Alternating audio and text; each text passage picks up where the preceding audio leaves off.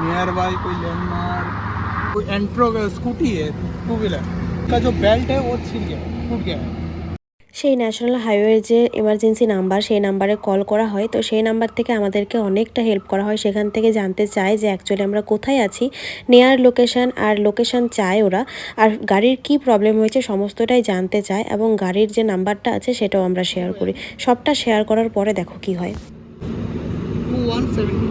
যতটুকু নলেজে ছিল, আমরা যদি কোনো ন্যাশনাল হাইওয়েতে থাকি, সেইখানে যদি আমাদের রোডের মধ্যে যদি কোনো রকম গাড়িতে কোনো রকম সমস্যা হয়, আচ্ছা, সেটা কোনো পাবলিকই যদি কোনো সমস্যা ক্রিয়েট করে, অথবা গাড়িতে যদি পেট্রোল খতম হয়ে যায়, অথবা গাড়িতে যদি কোনো সমস্যা হয়, তো ন্যাশনাল হেল্পলাইন নাম্বারে একটা ছিল যে আমরা ন্যাশনাল হাইওয়েতে থাকলে সেখানে যদি আমরা যোগাযোগ করি, আমরা যদি কন্ট্যাক্ট করি, আমাদের প্রবলেম যদি বলি, তো তারা সেই প্রবলেমটা সলভ করে দেয়। আচ্ছা, সেখানে যদি গাড়ির যদি প্রবলেম হয়, গাড়ি ফিটার নিয়ে আসো ওরা। আচ্ছা, তো আমি কমপ্লেন করলাম, ওনারা আমার এখান থেকে গাড়ির ডিটেলস সব কিছু নিল।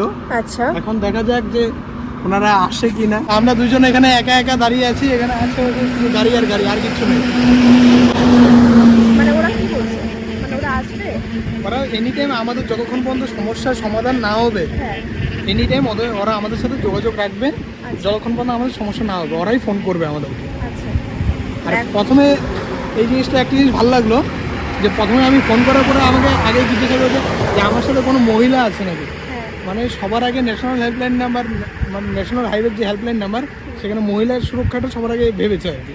আচ্ছা, দেখা যাক এখন কতক্ষণ ওয়েট করতে লাগে আমাদের। এখন টাইম বাজে 1:45, আমি 1:40 নাগাদ ফোন করেছি, তো এখন বাজে 1:45।